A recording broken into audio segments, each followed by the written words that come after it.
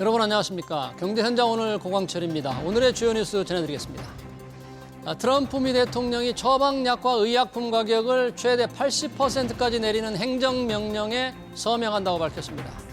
트럼프 대통령은 미국은 세계 어느 나라든 가장 낮은 가격으로 약을 구매하는 국가와 같은 가격을 지불할 것이라며 이번 행정명령은 역사상 가장 중대한 행정명령이 될 것이라고 말했습니다. 약가이나 행정명령 예고로 제약사 주가가 급락했습니다. 미국과 중국이 주말 스위스에서 이틀간의 관세 협상을 마치고 실질적인 진전이 있었다고 평가했습니다. 스콧 베선트 미 재무장관은 회담은 매우 생산적이었다고 말했고 허리펑 중국 국무부총리도 중요한 합의에 도달했다고 밝혔습니다. 양측은 구체적인 합의사항을 담은 공동성명을 곧 발표합니다. 이달 들어 10일까지 미국에 대한 수출이 작년 같은 기간보다 30.4% 줄었습니다. 관세 영향을 받은 겁니다. 전체 수출도 지난해보다 23.8% 감소했는데요. 월초 황금 연휴로 조업 일수가 줄어든 영향도 있습니다. 지난 1분기 우리 경제 성장률이 마이너스 0.2%로 추락했죠. 세계 주요국과 비교해서도 가장 심각한 수준인데요. 지금 갖춘 구조라면 2040년대 잠재 성장률이 0%로 떨어질 거라는 KDI 분석이 더 큰 걱정을 불러일으킵니다. 우리 경제가 이대로 주저앉을 것인지 이어지는 집중 진단에서 자세히 살펴보겠습니다. 경제현장 오늘은 SBS BJF 유튜브에서 실시간 시청 가능합니다. SBS BJF를 다운받아 시청하면 더 많은 정보와 뉴스를 볼 수 있습니다.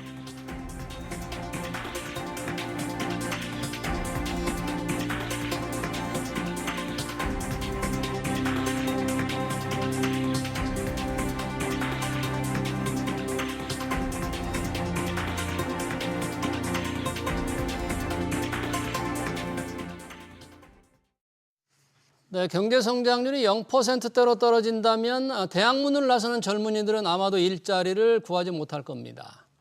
마이너스로 추락하면 있는 일자리도 사라지겠죠. 한국개발연구원 KDI가 10여 년 후 우리한테 벌어질 수 있다고 경고했습니다. 잠재 성장률 0%대 추락, 얼마나 심각한 일인지 그리고 해법은 없는지 토론해 보겠습니다. 주원 현대경제연구원 경제연구실장 최우진 고려대 국제학부 교수 나오셨습니다. 어서 오세요. 네, 안녕하십니까. 반갑습니다. 잠재 성장률이 0%대로 떨어진다. 정말 심각한 경고를 KDI가 울렸는데요. 경고가 나오기 전 실제 우리 경제 상황이 아주 안 좋습니다. 지금 내수가 어려운데 수출도 이달 들어서 이게 관세 타격 같은데요. 급격하게 줄었다는 통계가 발표됐죠. 주원 실장님, 수출 네. 5월 얼마나 지금 줄었습니까? 이제 속보치로 이제 관세청에서 발표되는 건데 5월 1일에서 10일 사이거든요. 열흘간에 이제 작년 5월에서 1일에서 10일 사이에 이제 수출을 비교를 했는데 네. 한 23.8%가 줄었거든요. 예.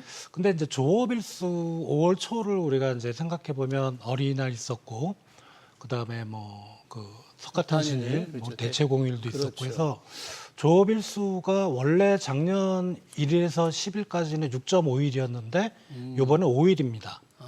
비율로 보니까 딱 23%가 줄었더라고요. 조업일수가. 일하는 시간이. 그러니까 전체 수출 증가율하고는 거의 맞죠. 23.8% 수출이 줄었으니까. 네. 그래서 우리가 월 초에 한 10일 동안의 수출이 감소를 기록하다가도 월간 통으로 보면 이제 플러스로 도는 이제 그런 경우도 있긴 한데, 근데 같은 논리라면 예. 미국으로 하는 수출도 거의 비슷하게 줄어야 되는데. 그렇죠. 일하는 네. 시간 줄은 만큼 줄면 큰 특이 현상이다 아니라고 볼 수 있는데. 그렇죠. 근데 미국으로 가는 게 지금 한 30% 줄었고, 예. 4월 달에도 한 6.8% 정도 줄었거든요. 그러니까 이거는 관세 영향이 미국으로 가는 건 분명히 나타나고 있는 거고요. 전반적으로는 품목별로든 자동차 같은 게 좀 안 좋고 뚜렷하죠. 예, 미국으로 가는 수출 비중이 높으니까 대신 반도체는 좋고 아무튼 우리 수출 경기는 분명히 4월부터는 좀 꺾여 내려가는 모습이다 이렇게 생각이 됩니다. 네, 5월 초 아직 1일부터 10일까지니까 잠시 전체 한 달은 아니에요. 그리고 5월 초에 연휴가 많아서 정확한 분석이 어렵습니다만 미중 관세 전쟁의 여파를 받고 있다. 우리 경제에 나타나고 있다는 겁니다. 이것도 심각한데 더 걱정스러운 게 KDI의 잠재 성장률 경고입니다. 2040년대 0%대로 떨어진다. 올해 잠재 성장률이 지금 1%대 후반이거든요. 이게 만약에 0%대로 KDI의 우려대로 떨어진다면 우선 시청자들을 위해서 우리가 만약에 잠재 성장률이 0%대다. 그러니까 경제 성장률이 한 0%로 떨어지면 우리 경제가 좀 어떤 모습으로 바뀌는 걸까요?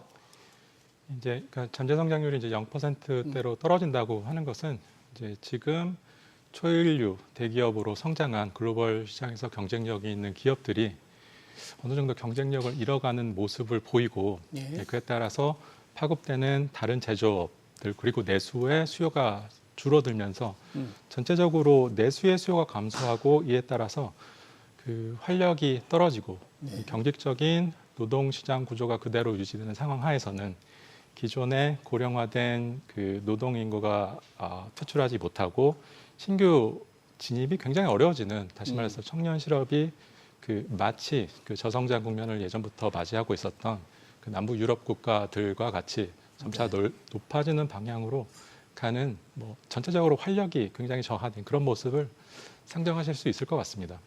뭐 청년 실업률이 막 20%, 30%뭐 이렇게 되는 겁니까? 그때쯤 되면? 그러니까 그렇게 프로젝션하기는 지금으로서는 좀 쉽지는 않은데요. 근데 그런 방향성으로 가게 될 것이라는 것은 뭐 어느 정도 정해진 수순이 되지 않을까 그런 생각은 들고 있습니다. 네, 소름 끼칩니다. 젊은이들이 일자리를 구하지 못하는 상황 쪽으로 이렇게 지금 나빠진다 그러는 건데 KDI는 뭐 2040년대 후반에는 마이너스 성장률이 될 수도 있다 이렇게 전망을 했거든요. 잠재 성장률이 마이너스 떨어진다. 근데 이유가 있을 텐데 KDI 분석은 어떤 걸 근거로 이렇게 우리 암울하게 본 거예요? 핵심은 이제 일할 사람이 없다는 거죠. 그러니까 우리가 일할 사람의 기준을 보통 생산 가능 인구라고 잡는데 예. 그게 연령으로는 15세에서 64세 정도거든요. 예. 그게 이제 전체 인구에서 차지하는 비중이 확 떨어진다.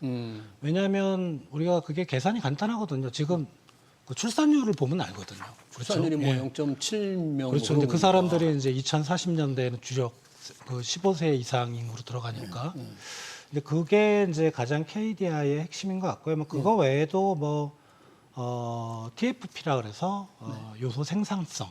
그러니까 그건 뭡니까? 요소 생산성. 경제 성장이라고 하면 우리가 이제 생산을 얼마나 하냐는 건데 예. 생산할 때 우리가 투입하는 생산 요소를 말씀드렸던 인구, 노동, 노동. 그리고 자본, 자본. 쉽게 말하면 투자. 예. 그거 외에 설명할 수 없는 부분을 우리가 총요소 생산성이라고 하는데 여기에는 뭐 여러 가지가 들어갑니다. 뭐 기술 진보도 있을 수 있고 예. 사회 시스템이 얼마나 효율적으로 돌아가느냐. 뭐 R&D 투자도 거기 분명히 들어가는 거고 이제 그런 쪽의 시나리오에 따라서 이제 비관적인 시나리오일 경우 2040년대에 잠재 성장률이 마이너스 0.3이다. 예. 예. 그렇게 전망을 하는 건데 예. 이게 그 2040년대 예를 들어 이제 2041년에서 2050년에 10년 동안인데 예. 성장률이 마이너스가 나온다는 거는 우리가 상상하기 어렵죠. 그러니까 우리가 마이너스가 나왔던 케이스가 예. 1960년 이후로 딱 3번밖에 없습니다. 3번 언제 예. 언제요? 오일 쇼크, 올 쇼크. 외환위기, 코로나 위기. 아. 금융위기 때도 마이너스는 안 났거든요. 네. 그때 고해를 생각을 해보면 예. 뭐 80년, 98년, 대충 2020년인데 네. 상당히 경제가 어려웠죠. 네. 예. 뭐 자영업들이 막 도산하고 기업들이 쓰러지고 그런 상황을 10년 동안 그때는 80년, 뭐 98년 한 해만 버티면 됐는데 예. 10년 동안 버텨야 된다는 거죠. 어. 그러니까 상당히 좀 무시무시한 그런 전망입니다. 예, 무시무시한 전망이다. 이 전망의 근거가 여러 가지로 이제 나름 치밀한 분석을 토대로 나온 것 같은데 우리 최 교수님 보시기에는 어떻습니까? 이 정도 떨어지면 이걸 돌릴 만한 뭐 대책이 있어야 될 텐데 지금으로 봐서는 현재의 상태가 그대로 간다면 이렇게 나빠진다 그런 겁니까, KDI는? 예, 그 딱 말씀하신 지점에서 그 노동 투입 자체가 이제 줄어드는 과정에서 이제 인구 구조가 어느 정도 이미 나와 있기 때문에 지금 노동 생산 가능 연령이 줄어드는 모습은 대략 앞으로 20년 후가 어떻게 될지를 이제 상정할 수 있지 않겠습니까? 인구가 현재 줄어드는 거는 이제 예상대로 간다고 본다 예, 이거죠. 예상대로 간다고 봤을 때 네. 한 7년 정도부터는 노동 투입 자체가 이제 마이너스로 돌아서고 그리고 30년, 40년에는 이제 그 완연하게 이제 마이너스 0.4 퍼센티지 포인트를 추정을 하고 있더라고요. 근데 그러니까 주원 실장님께서 말씀하셨듯이 이렇게 생산 요소가 줄어든다 하더라도 투입되는 생산 요소를 효율적으로 활용할 수 있다면 설명하신 것 같이 총 고정 요소 생산성이 받쳐준다면 성장률이 그렇게까지 떨어지지 않을 수도 있는데 예. 지금 지난 20년간의 추세를 보면은 완연하게 하락하고 있는 추세이기는 하거든요. 그리고 지금 KDI의 추정에서도 이제 기준 시나리오로 잡고 있는 그 요소 생산성의 증가가 0.6% 포인트, 즉 지금과 동일한 수준이 유지된다면이라고 가정을 하고 있더라고요. 예. 그래서 그냥 그 묻지도 따지지도 않고 추세만 봤을 때 기존 시나리오 자체도 사실은 낙관적인 시나리오일 수도 있습니다. 기존 시나리오도 낙관적인 예. 수준이다. 그냥 자대고 선 그어서 내리면 그 마이너스 성장을 하는 시기가 2040년보다 빨리 올 수도 있습니다. 더. 그 만드신 분도 알고 있을 겁니다. 저 예. 추정한 분들도. 지금 나온 것도 당초 생각했던 것보다는 빨라진 건데 마이너스라든지 0%대가 실제로 더 빨라질 수 있을 수 있다. 참 걱정인데요. 저출생 고령화로 투입 인구가 준다고 했는데 그럼 자본을 더 늘리면 조금은 올릴 수 있을 텐데 그것도 조금 현실적으로 뭐 쉽지 않다 이런 가정을 깔고 있는 건가요? 일단 그 부분에 대해서는 이제 우리가 이제 KDI 잠재 성장률 추정도 그렇고 작년 연말에 한국은행도 이제 비슷한 잠재 성장률을 추정을 했는데 예. 둘 다 이제 공통적으로 얘기를 한 게 이제 물적 생산 요소, 노동과 자본이 물적이고 아까 총 요소 생산성은 질적 생산 요소거든요. 예. 물적 생산 요소가 투입의 한계를 가질 수밖에 없기 때문에 떨어진다라고 얘기를 했어요. 네. 말씀하신 이제 자본 투자, 우리 투자를 생각해 보면 이런 가정을 한번 해보죠. 우리나라 이제 연간 GDP가 한 2,500조 원 정도 되나요? 대충. 네. 예. 그러면 지금 이제 그 중에 25조 원을 매년 어떤 식으로든지 정부가 뭐 빚을 지든 뭐 세금을 걷든 투자를 한다면 예. 25조 원은 2,500조 원의 1%잖아요. 1%죠. 그건 그냥 단순하게 계산하면 명목과 실질이 비슷해 간다고 생각했을 때 증가율이 1%포인트씩 계속 늘어날 수 있잖아요. 그죠? 네. 근데 25조 원을 투자를 하는데 설악산 꼭대기에다가 25조 원짜리 콘크리트 탑을 한번 투자를 한다고 생각을 해보시죠. 예. 네. 투자는 되는데 그걸 어디다 쓰겠습니까? 이게 무슨 말씀이냐면 투자는 할 수 있어요. 네. 어떻게든. 근데 투자할 곳이 없다는 거죠. 투자할 곳이 없고 예. 투자 수익을 기대할 수 없기 그렇죠. 때문에. 그게 나중에 이제 어떤 경제 활동을 통해서 계속 부를 창출해내야 되는데 예. 우리나라 지금 한국 경제의 어떤 경제나 산업 구조가 그런 거예요. 더 이상 투자할 곳이 있고 그게 수익률만 있으면 우리나라 정부가 아니더라도 해외 자본이라도 투자가 들어오거든요. 그게 사실은 핵심인 거죠. 그래서 네. 뭐 노동이나 자본 자체가 주는 것도 문제지만 결국은 우리나라의 노동 투입이나 자본 투입을 할 수 있을 만한 그런 모티브, 동기를 가진 산업 섹터가 없다라는 거죠. 네. 그게 결국은 잠재 성장률이 떨어지는 핵심이라고 생각이 됩니다. 그러네요. 투자할 곳이 없다. 그러니까 자본이 많아도 투자를 할 유인이 없다는 거죠. 수익률이 예상이 돼야 2, 3%더 수익을 얻을 수 있어야 자본을 동원할 텐데 뭐 자본도 공짜가 아니니까 어디서 뭐 빌려오든지 뭐 해야 되니까요. 수익이 안 되면 투자를 할 수가 없는 거네요. 지금 늘 얘기하는 게 일본의 잃어버린 30년이다. 일본이 2000년, 1990년대 후반부터 시작된 잃어버린 30년 얘기를 하는데 이러면 우리도 똑같이 가는 겁니까 지금 이런 상태라면? 예, 그 거의 정말 유사한 모습들이 많이 보이고 네. 이제 고령화가 진행되면서 그 노동 투입 인구 자체가 이제 줄어드는 상황에서 그 생산성이 하락하고 있고 그리고 뭐 재정 그 적자 기조를 유지하고 있는 모습이 이제 90년대 일본일 텐데요. 예.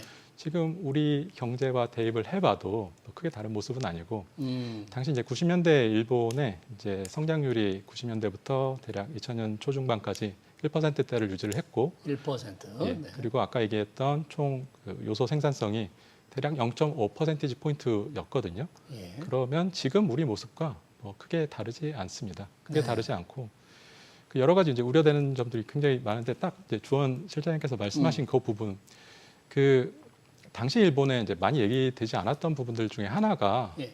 그 와타나베 부인이라고 와타나베 부인. 예. 이게 뭐죠? 그 낮아지는 자국의 생산성에 따라서 고령화되는 그 인구 구조가 저축하는 수요가 그 자국의 투자로 귀결되지 않고 해외 투자로 나갔던 경험이 해외로 있거든요. 투자를 합니다. 예. 자국에는 일본에는 투자를 안 하고. 예, 그때 시작이었습니다. 예. 그래서 그 모습이 지금 우리나라 서학 개미와 어떻게 보면은 비슷한 결입니다. 그래서 오. 그 당시에도 뭐 직장인들이 자조적으로 이제 그런 얘기 하지 않습니까? 내가 다니는 회사의 본업에서 굉장히 열심히 치열하게 혁신을 이루고 예. 뭐 성장을 이루어 가는 것보다는 해외 주식, 테슬라 주식을 통해서 돈을 버는 것이 훨씬 쉬운 길이 아니냐라는 것이 이 전체적으로 혁신 동력이 떨어진 모습이고 이것이 일본이 90년대 초중반에 그 적극적인 해외 투자로 나갔던 시기의 모습과 네. 굉장히 유사한 면이 있습니다. 네, 서학개미들의 아주 글로벌 시장 진출, 특히 미국 투자를 많이 하는 게 굉장히 그 진취적으로 보였는데 어떻게 보면 우리나라에 투자할 곳이 없으니까 미국으로 간다. 일본의 와타나베 부인을 연상시킨다는 지적인데 이 덩치가 경제가 커지면서 성장률이 보통 둔화된다고 하지 않습니까? 그래서 우리가 늘 미국을 얘기하는데 미국도 한때 잠재 성장률이 많이 떨어졌다면서요? 통계를 보니까 2008년에는 뭐 잠재 성장률이 2.1%까지 떨어졌는데 작년에는 다시 올랐다고 그럽니다. 2.5%대로. 우리도 뭐 좀 오를 무슨 이제 대책은 뭘까를 좀 생각해 보게 하는 이런 질문일 것 같은데 미국은 어떻게 잠재 성장률을 이렇게 올렸을까요? 일단 물적 생산 요소 노동과 자본을 보면 미국 이제 이번 대통령 선거할 때 그 이슈가 뭐였냐면 이슈 중에 가장 큰 게 뭐였냐면 불법 이민 있죠. 그렇죠. 그게 이제 불법을 떼면 사실 바깥에서 노동력이 계속 들어온다는 겁니다. 그렇죠. 그러니까 그게 어떻게 보면은 잠재 성장률을 떨어지지 않게 방어를 하는 거고. 그리고 이제 두 번째 자본 투자를 보면 글로벌 자본이 다 미국으로 가죠. 미국으로 예. 자본. 예. 왜냐하면 거기 기회가 많고. 예. 근데 두 가지 노동과 자본이 왜 미국으로만 갈까? 미국으로 가느냐. 그게 이제 총요소 생산성이라는 거죠. 총요소 생산성. 거기에 이제 핵심이 이제 기술이고요. 기술. 뭐 최근에 이제 어떻게 보면 멀리 보면 글로벌 금융위기 이후에 세계 경제의 주도권은 미국이 가졌고 거기서 모든 뭐 AI든 뭐 디지털 전화이든 그린 전화이든 그쪽에서 기술이 계속 개발이 되고 비즈니스 모델이 만들어지고 있잖아요. 네. 그리고 아까 말씀드렸던 것 똑같은 것처럼 그런 창의성 그리고 어떤 새로운 섹터, 신성장 동력 이런 게 미국에 집중이 되다 보니까 예. 노동과 자본이 다 미국으로 들어가게 되고 그러니까 결국은 미국의 잠재 성장률이 오히려 금융위기 때보다는 지금 높아지는. 이게 우리보다 지금 잠재 성장률이 높거든요, 미국이. 그러네요. 이게 말이 됩니까, 사실은? 예, 헤비급 권투 선수가 예. 이 경량급보다 더 빨리 뛸 수 있다는 거 보니까. 그래서 어떻게 보면 뭐 이게 뭐 단순한 얘기지만 최근 원화가 미국 달러에 대해서 약세를 보이는 게 예. 이게 오히려 맞는 얘기일 수도 있어요. 예. 그러니까 그런 어떤 미국 1,400원도 자체의 넘었습니다, 달러도. 어떤 성장 잠재력이 크게 올라갔다. 핵심은 기술이었다. 예, 이렇게 보입니다. 그러면 우리가 지금 잠재 성장률 KDI는 계속 이렇게 떨어질 것이다. 2040년대 0%대, 40년대 후반 마이너스를 우려했는데 뭐 어떻게 하면 어떤 대책을 통해서 우리는 이 잠재 성장률을 높일 수 있을까? 이렇게 바라만 보고 있으면 안 되잖아요. 높일 수 있는 대책도 마련해야 되고 시행을 해야 되는데 어떻게 하면 높일 수 있습니까? 예, 그러니까 잠재 성장률이 하락하는 것을 막기 위한 정답들은 사실은 뭐 다 나와 있고 다 나와 있어요. 앵커님께서도 너무 다 잘 아실 테고 네.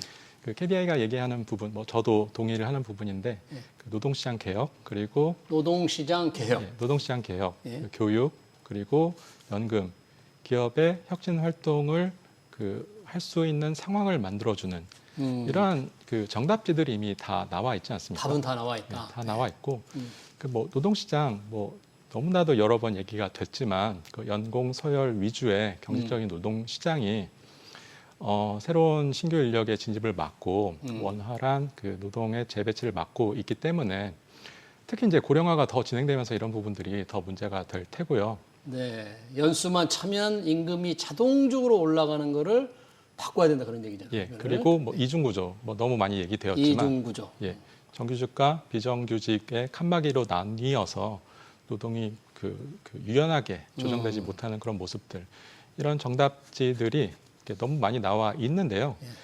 그러니까 제가 지금 시점에서 이제 그렇게 생각을 해보면 이 어떠한 대책을 우선순위를 갖고 시행하느냐보다는 이러한 그 새로운 변화, 개혁을 실행할 수 있는 역량이 가장 중요하지 않을까. 역량. 예.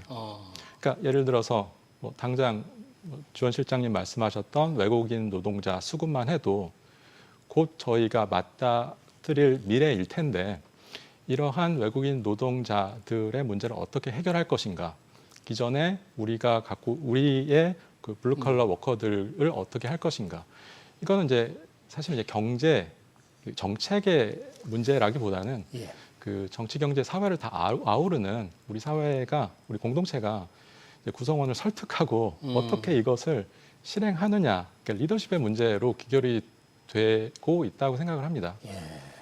해답은 다 나와 있는데 잠재 성장률이 마이너스로 떨어지는 이 끔찍한 미래를 막고 바꿀 수 있는 해답은 다 나와 있다, 알고 있다는 거예요. 근데 지금 실천을 못하는 실천의 문제다. 정말 어떻게 해야 될지 모르겠습니다.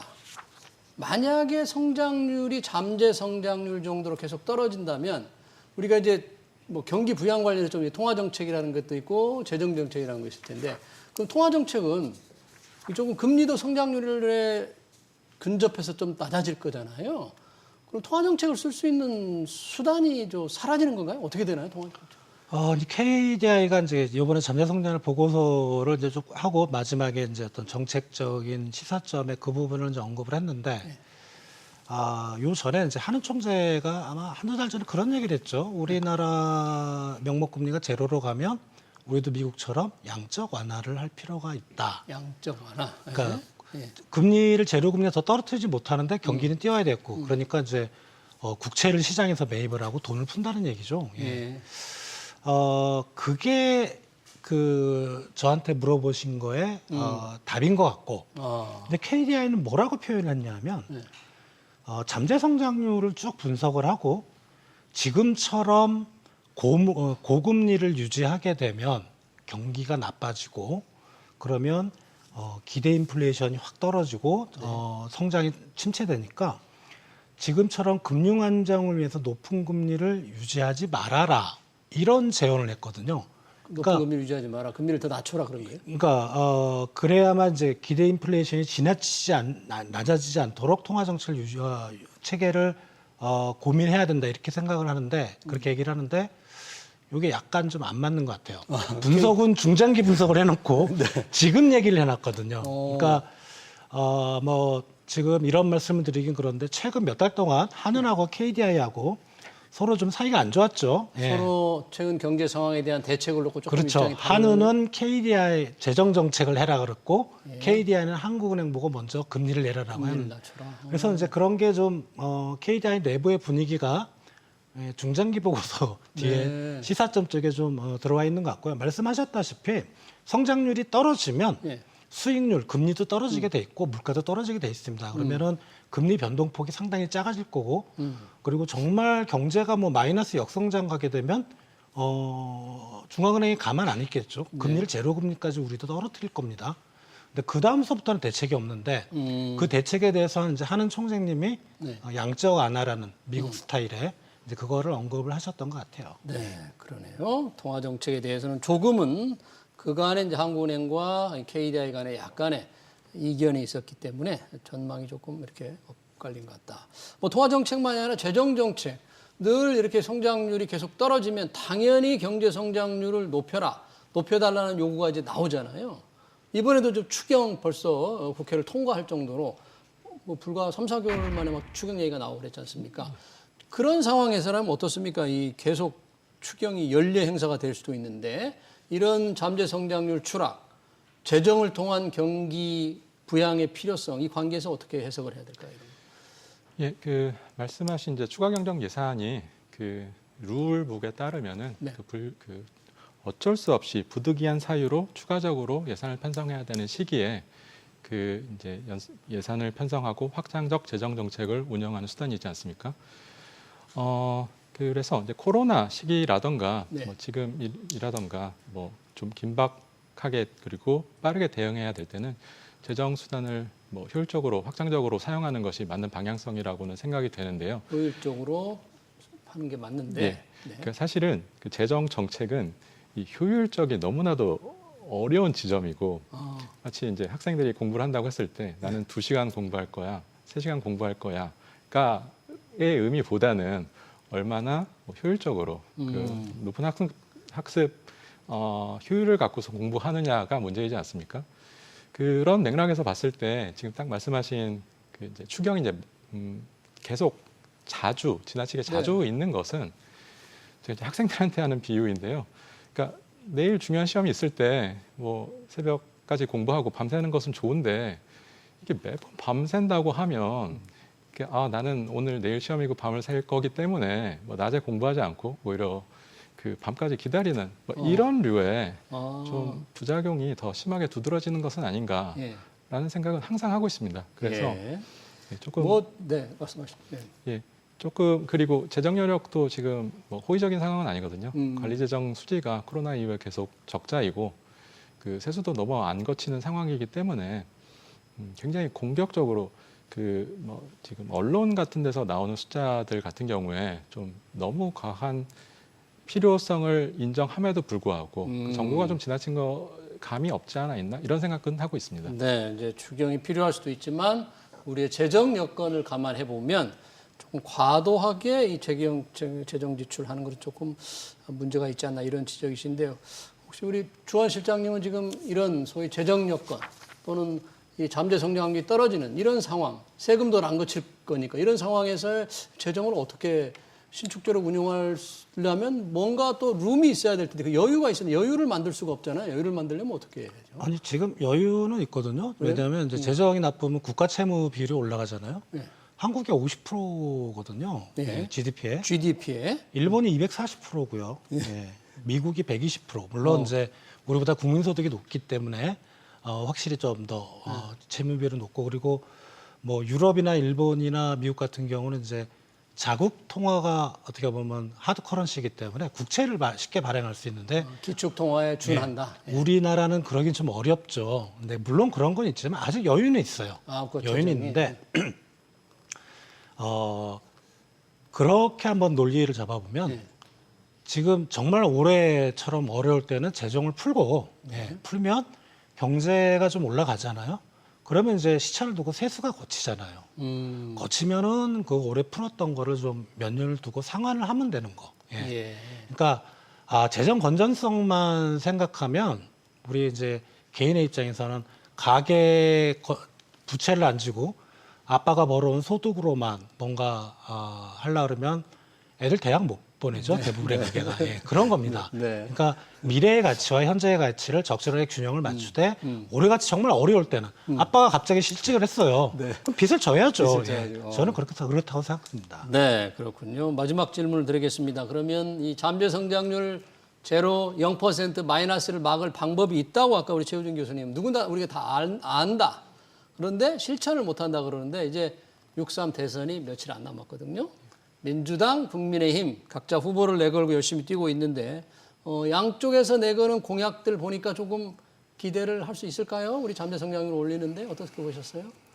예, 그 아까 말씀드렸다시피 그 지금 나오는 대책들이 다 나름대로의 논리들이 있고 그리고 기대할 부분들이 있기 때문에 뭐 저는 긍정적으로 기대를 하고 있는데요. 거기에 얹어서 이제 제가 한 가지만 더 좀 강조하고 싶은 지점은 그러니까 자본 시장이라는 거에 대한 태도가 우리나라가 너무 극단적이어서 그 자본이 아까도 말씀드렸다시피 자본이 이제 생산 요소 있지 않습니까?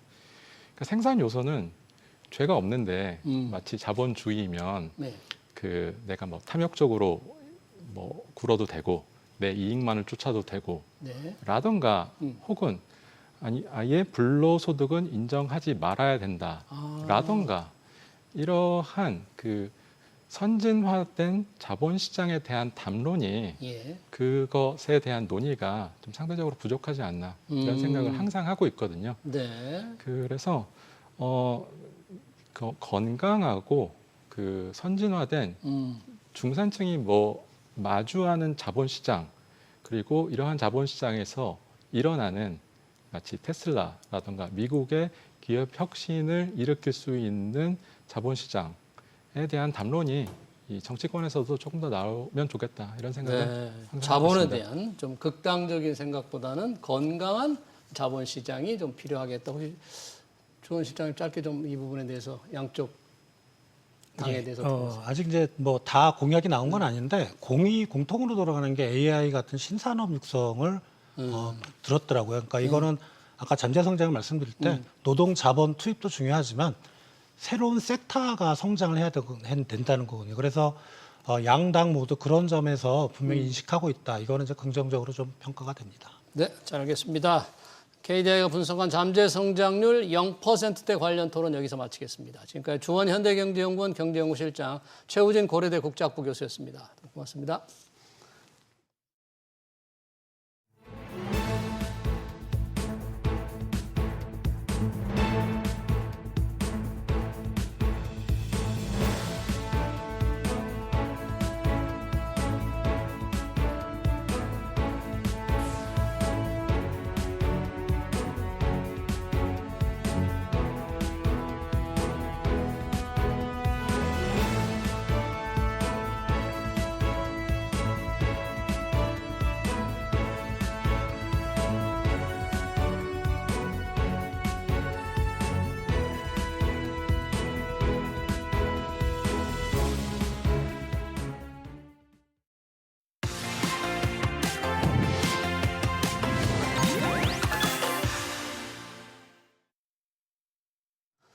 트럼프 미 대통령의 상호관세 발표 후 으르렁거리던 미국과 중국이 관세 협상에서 상당한 진전을 본 것으로 알려지면서 금융시장 전반에 화색이 도는 분위기입니다. 하지만 시장 불안을 잠재울 완전한 타협안이 나올지는 미지수인데요. 주간 증시 전망 허재환 유진투자증권 리서치센터 상무 모시고 얘기 들어보겠습니다. 상무님 어서 오세요. 네, 안녕하십니까. 자, 지난 주말 스위스에서 미중 관세 협상 이틀간 열렸는데 아직 결과가 나오지 않았는데 양측의 평가가 비교적 긍정적이네요. 양측 뭐 어떻습니까? 지금 현재까지 알려진 바로는? 근데 사실 이제 이번에는 무조건 잘 되기로 약속을 해놓고 만난 것 같습니다. 잘 되기로 약속하고 서로 그렇게 으르렁거리는 입장이 다른데. 일단은 뭐 100% 관세라는 거는 무역을 하지 말자라는 거잖아요. 근데 아마도 이번에 합의를 통해서 어느 정도 관세도 좀 낮추고 특히 이제 미국 사람들이 꼭 필요한 생필품이라든지 또 중국에서 꼭 필요한 미국의 대두라든지 네. 이런 부분들에 대해서 서로 교역을 어느 정도 허용을 하면서 그래도 교역은 하자라는 정도의 합의를 했지 않았나 싶고요. 네. 그리고 워낙 거물들이 만났잖아요. 이번에. 예. 네. 그래서 그 두 거물들이 어쨌든 만났다라는 거는 일단 이번에는 무조건 합의하기로 결정을 하고 만난 거라고 볼 수가 있고 네. 그리고 미국의 정부의 어떤 이야기보다는 중국 정부의 이야기가 조금 더 신빙성이 있는데 네. 아마도 이번 중국 정부에서 좀 긍정적인 얘기를 한 걸 보면은 나름대로는 좀 의미 있는 합의가 분명히 좀 있었지 않았나라고 좀 보여집니다. 지금 공동성명 처음 만나 합의한 결과를 담은 공동성명을 12일 현지 시간으로 12일 아침에 이제 발표하겠다 그랬거든요. 한 번 만나서 공동성명을 낸다는 게 조금 예상은 못했던 것 같아요. 그렇죠? 네, 그렇습니다. 사실 이제 그 전에 이제 상황이 워낙이 이제 좀 안 좋았기 때문에 그리고 사실 뭐 미국과 영국처럼 되게 합의가 쉬운 나라들 같지 지난번에 않고 합의한 미국과 영국 네. 굉장히 좀- 만만한 상대라고 그랬거든요. 네. 영국은. 굉장히 좀 복잡하고 규모도 크기 때문에 쉽지 않을 거라고 했는데 어쨌든 큰 틀에서 뭔가를 합의를 좀 했지 않았나라고 좀 보여지고요. 2019년도의 어떤 사례들을 보면 2019년. 네. 그러니까 2018년에 이제 미중 무역 관세 분쟁 이후에 2019년에 나름의 어떤 합의를 했었잖아요. 그때의 모습을 보면 어쨌든 연간으로 어느 정도의 미국 제품을 중국이 수입을 해줌으로써 미국과 중국 간의 무역 적자를 해소를 해준다. 이런 내용들이 좀 있었는데 아마 그런 비슷한 내용들을 이번에 좀 합의를 했었지 않았나 이렇게 좀 추정을 해볼 수 있을 것 같습니다. 이제 최종 구체적인 합의 결과가 아직 나오지 않았기 때문에 다만 양측이 이제 긍정적인 평가를 해서 뭔가 상당한 합의가 이루어질 것으로 기대는 하는데 그 여파가 지금 글로벌 증시에 어떻게 지금 나타나고 있습니까? 뭐 비교적 긍정적으로 좀 나타나고 있긴 한데요. 어떻게 보면 미국 시장 같은 경우에도 4월 2일 상호 관세 이전의 주가 수준을 회복을 했고요. 저희 같은 경우 코스피나 코스닥도 좀 회복을 했고, 네. 뭐 지난주 후반에 보면은 독일 주식시장 같은 네. 경우에는 아예 사상 최고치를 경신을 했습니다. 독일의 경우에. 네. 그래서 그래서 어떻게 보면 좀 그 4월 달에 어떤 그 관세의 어떤 충격을 글로벌 주식시장이 상당히 좀 많이 좀 회복을 했다. 이렇게 좀 볼 수 있을 것 같은데 예. 사실 이제 뭐 아직까지 이제 뭐 독일이라든지 유럽과는 무역 합의가 좀 남아 있고 또 중국과도 지금 합의를 중에 있고 아직 구체적이 나와 있지 않은 상황에서 이렇게 주가가 좀 먼저 올랐다라는 거는 일단은 그 세계의 어떤 교역의 질서가 걱정했던 것보다는 좀 그 질서를 잡힌 상태에서 합의를 좀 할 수 있을 거다라는 시장의 기대가 주식시장에 조금씩 반영이 된 게 아닌가라고 좀 보여집니다. 네, 일단 뭐 최악의 상황은 이제 지나갔다. 관세 전쟁의 여파가 더 나빠지지는 없을 것이다. 이렇게 조금 시장이 기대를 하는 데 가운데 미중 관세 워낙에 긍정적인 상황이 나오기 때문에 지난 주말에도 그랬지 않습니까? 이제 뭐 비교적 협상이 만만한 상대였다고 하는 영국과 미국의 협상이 상당히 잘 됐기 때문에 그러면서 시장이 반응을 하고 특히 비트코인 안전자산이 급등을 했잖아요. 위험자산이죠. 그렇죠. 비트코인. 그러니까 이제 심리가 이제 안전자산에서 위험자산으로 바뀌나 위험자산 선호가 높아진 게 아닌가 이런 분석이 있는데 그 부분 어떻게 보세요? 그 위험 자산이 가격이 분명히 좀 아까 말씀드린 대로 주가도 오르고 비트코인과 같은 이제 코인 가격도 오르고 하니까 이제 채권보다는 그러니까 안전자산 우선 심리보다는 위험자산에 대한 어떤 선호하는 심리가 조금씩 살아나고 있는 거는 맞는데요. 근데 그렇다고 해서 완전히 이제 위험자산으로 이제 올인하는 그런 모습이라기보다는 지금 현재의 모습은 예. 글로벌 경기 침체로 가지 않는 거에 대한 어떤 우려들 그러니까 침체가 될 것이다라는 어떤 걱정들이 완화되는 과정에서 주가가 어떤 4월 초 그 극단적인 어떤 경기 침체와 세계 교역의 어떤 단절 이런 것들을 반영을 했었던 레벨 정도에서 일단은 좀 그 정도까지 좀 올라온 거다라고 좀 보여져서 위험 자산에 대한 선호도가 조금 회복이 된 건 맞습니다만은 네. 완전히 안전 자산에서 위험 자산으로 이제 다시 가는 흐름이다 이렇게 보기는 아직은 좀 이르지 않나라고 좀 보여집니다. 미국의 경기 침체 얘기가 나왔습니다만은 경기 침체 우려는 이제 많이 진정되고 사그라진 건가요? 미국의 경우에는? 주가만 놓고 보면 그렇게 볼 수 있을 것 같습니다.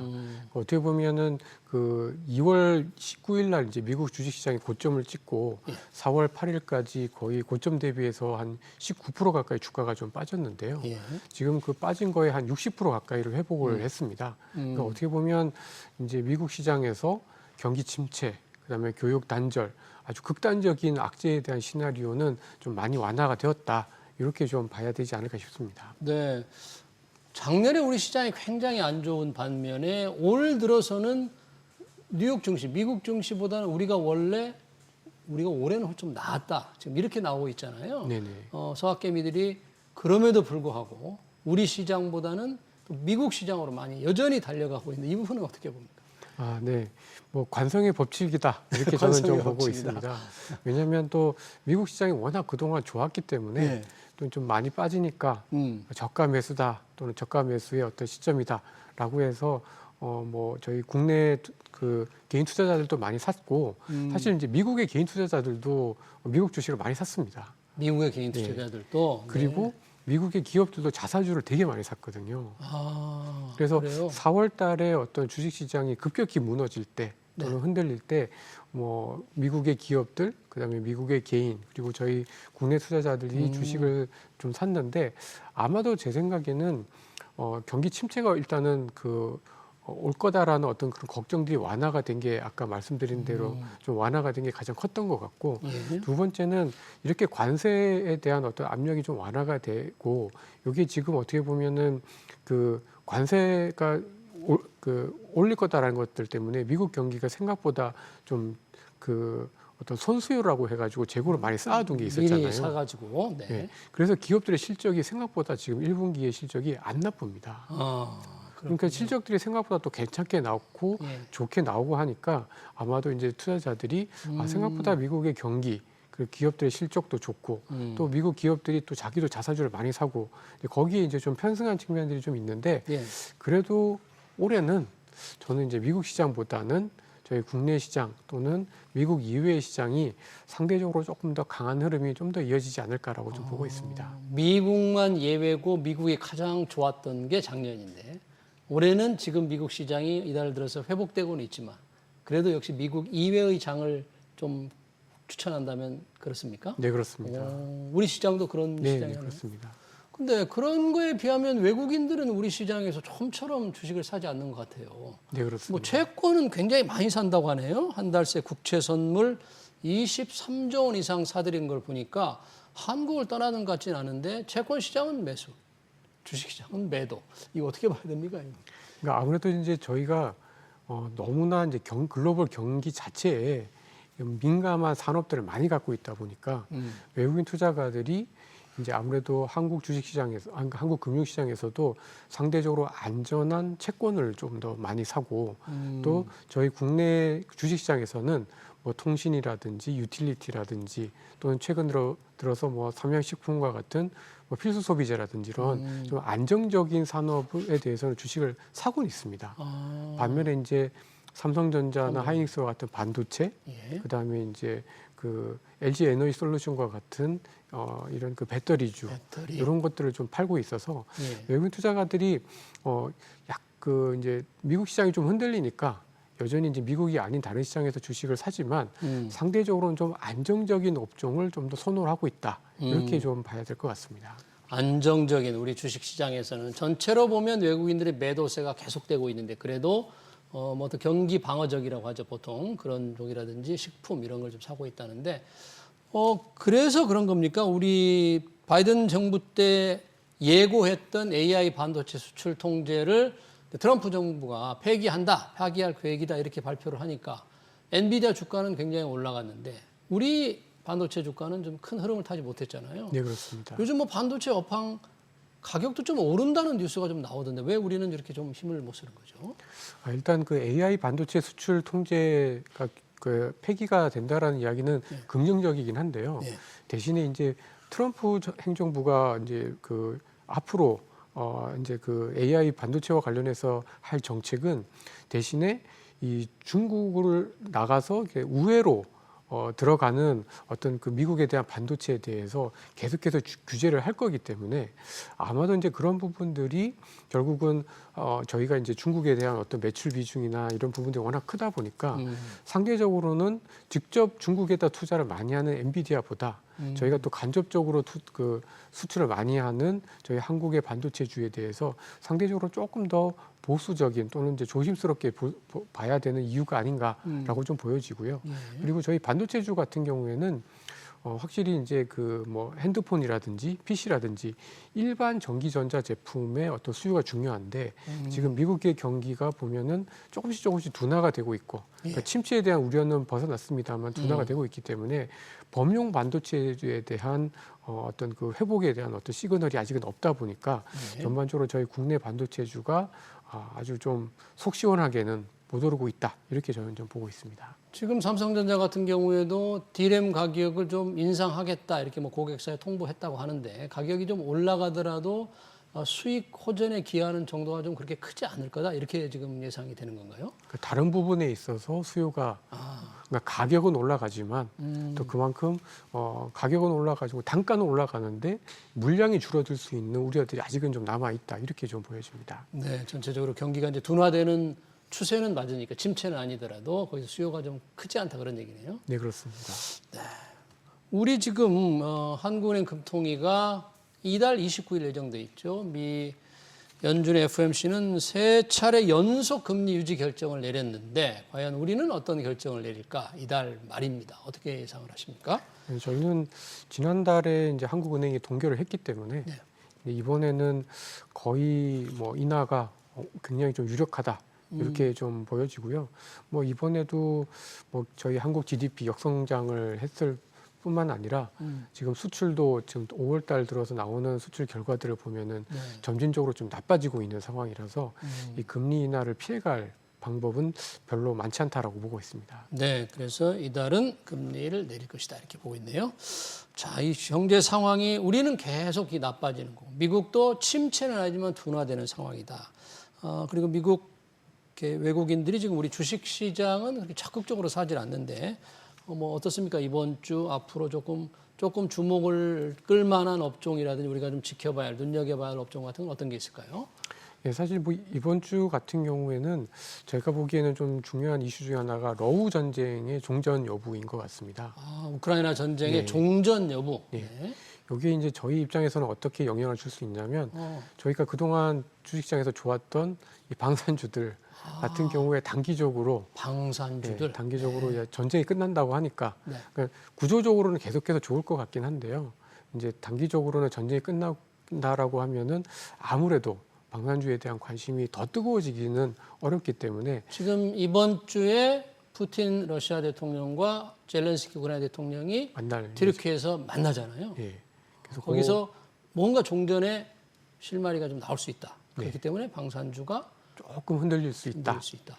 근데 이제 그럼에도 불구하고 저희는 중기적으로 중장기적으로 봤을 때는 여전히 이제 방산 업종을 좀 좋게 보고는 있는데 어쨌든 단기적으로는 지금이 이런 그 차익 실현 내지는 그 어떤 단기적으로는 조금 조정을 받을 수 있는 계기가 될 수가 있어서 네. 그런 부분들 좀 주목을 해야 될 것 같고요. 예. 그리고 아무래도 이렇게 휴전이라든지 종전 이야기가 나오게 되면 또 유가가 조금 떨어질 것 같습니다. 그렇지 않아도 유가가 좀 약하죠 지금. 네.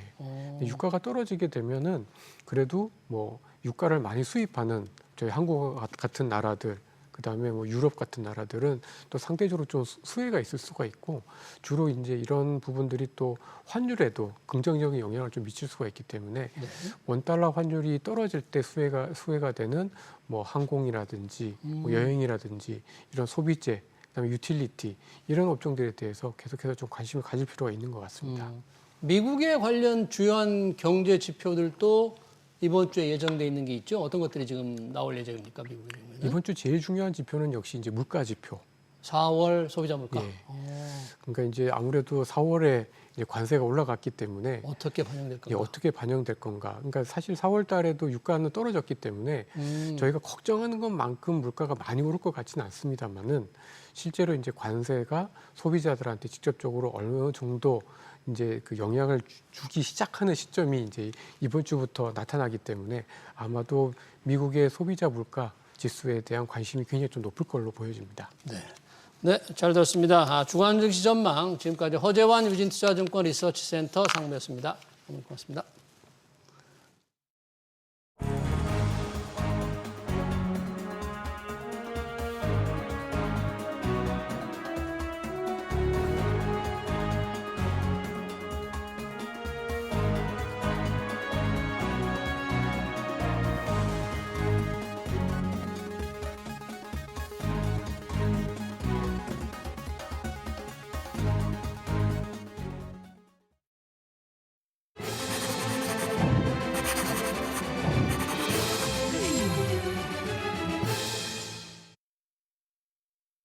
네, 우리 경제가 환골탈퇴하지 않으면 10여 년 후에는 제자리 걸음에 머물 것이라는 우울한 전망이 나왔습니다. 그때쯤이면 아무리 용을 써도 성장률이 0%대로 떨어진다는 거죠. 이른바 잠재 성장률 0% 경고입니다. 지금처럼 인구가 줄고 온갖 규제로 기업들의 숨통을 조이면 성장률이 뒷걸음칠 거라는 우려는 사실 오래전부터 나왔습니다. 놀랄만한 경고도 아니고 해법도 있습니다. 외면하는 현실이 안타까울 뿐입니다. SBS 비즈 경제현장을 여기서 마치겠습니다. 시청해주신 여러분 고맙습니다.